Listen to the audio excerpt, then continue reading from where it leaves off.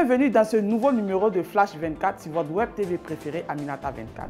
On démarre toujours avec l'actualité ivoirienne. Intervenant à l'occasion de tout savoir sur la TSS du Centre d'information et de communication gouvernementale CICG, le mardi 26 mars 2024 à Abidjan, le directeur de la météorologie nationale à la Société d'exploitation et de développement aéroportier, aéronautique et météorologique Sodexam, Daouda Konaté, a indiqué que le gouvernement a initié un projet de développement et de modernisation d'équipements météorologiques d'un coût de 18 milliards de francs CFA. Pour Daouda Konaté, ce projet majeur a pour objectif d'améliorer les services fournis par la Sodexam sur le plan de la météorologie et d'apporter des solutions aux différents secteurs socio-économiques et de participer au développement de la Côte d'Ivoire. Il a souligné que ce projet contribuera à l'amélioration de la surveillance climatique, la vigilance météorologique, l'alerte précoce et la maintenance des systèmes. Le directeur de la météorologie nationale a fait savoir que la mise en œuvre du projet permettra au pays de passer à 30 stations de référence internationales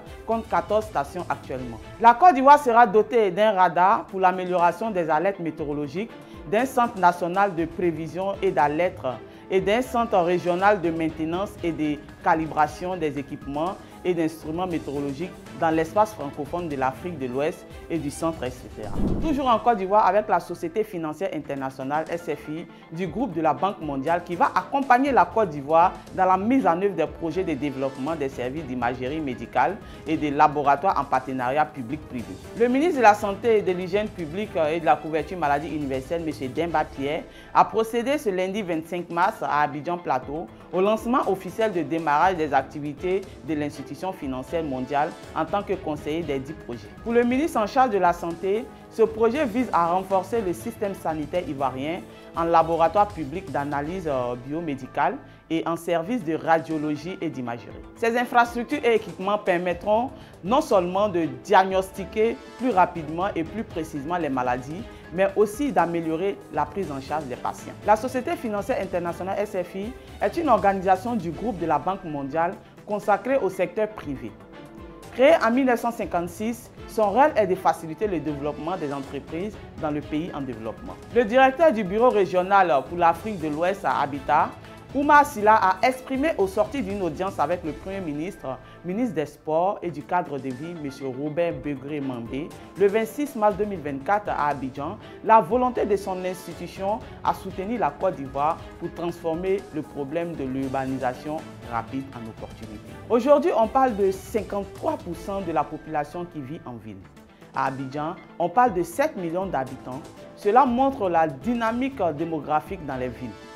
Il y a des actions en cours. L'objectif de nos échanges avec le Premier ministre est de voir comment l'ONU Habitat pourra apporter son soutien et son appui technique à la Côte d'Ivoire pour transformer le problème d'urbanisation rapide en opportunité, a indiqué Oumar Silla. Pour le directeur du bureau régional pour l'Afrique de l'ONU Habitat, cette collaboration portera sur plusieurs points, notamment une bonne planification urbaine, la politique du logement, la gestion efficace et intelligente des déchets pour en faire une économie circulaire.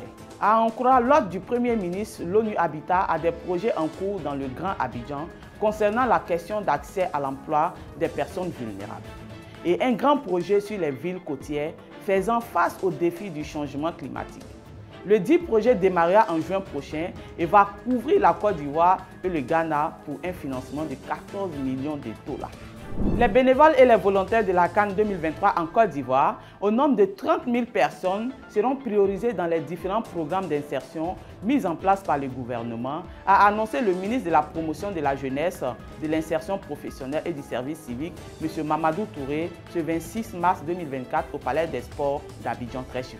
C'était au cours d'une cérémonie de célébration des bénévoles et des volontaires en présence du Premier ministre Robert Begré-Mambé. L'une des réformes sur les politiques d'insertion que nous allons présenter dans quelques jours à l'occasion de l'an 2 de PJ Gouv, c'est de faire en sorte que les bénévoles et les volontaires de la CAN 2023 soient dorénavant priorisés dans toutes les politiques d'insertion dans notre pays. Et c'est parce qu'ils auront déjà fait preuve d'altruisme, de courage, d'abnégation, a déclaré M. Mamadou Touré. M. Mamadou Touré a expliqué que les 30 000 jeunes seront reversés dans ce corps pour qu'ils puissent continuer leur mission. Ils seront mis à la disposition des collectivités territoriales, régions et mairies, des partenaires techniques et financiers.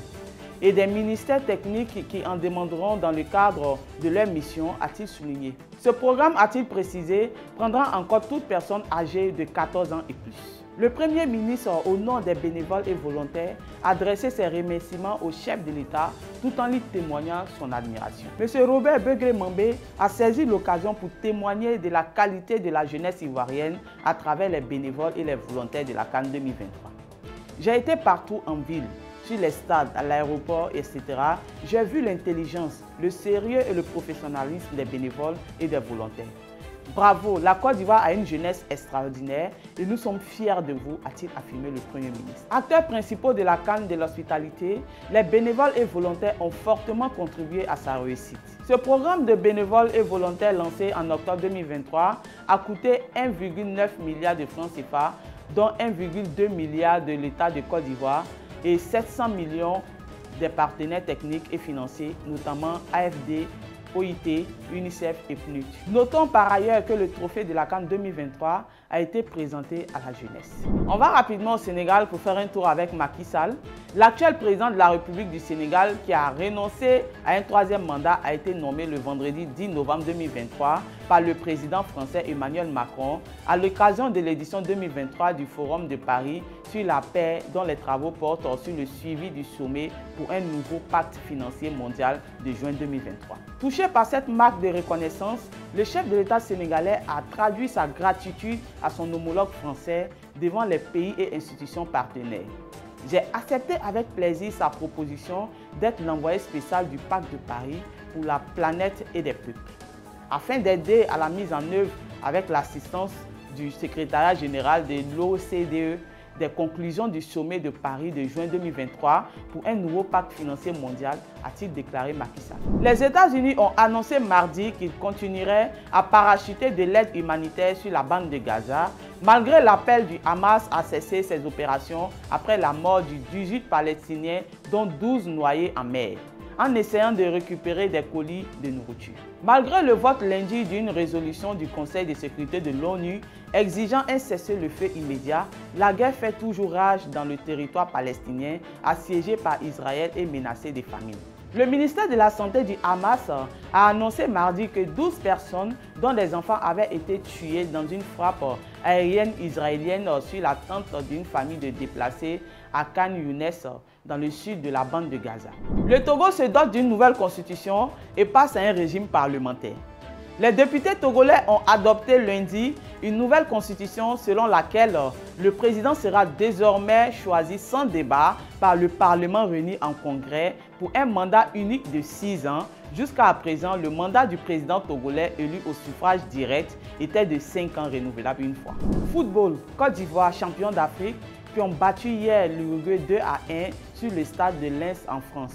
On termine toujours en football avec une paire spéciale dotée d'une semelle en or, en reconnaissance pour son parcours, sa résilience, ses performances lors de la 34e édition de la Coupe d'Afrique des Nations avec les éléphants de Côte d'Ivoire. Pour rappel, c'est sur une semelle de la marque Puma que l'international ivoirien Sébastien Haller a marqué le but de la victoire qui a fait de la Côte d'Ivoire championne d'Afrique pour la 3e fois de son histoire. Merci de nous avoir suivis sur Aminata 24 TV. À demain pour un autre flash d'informations.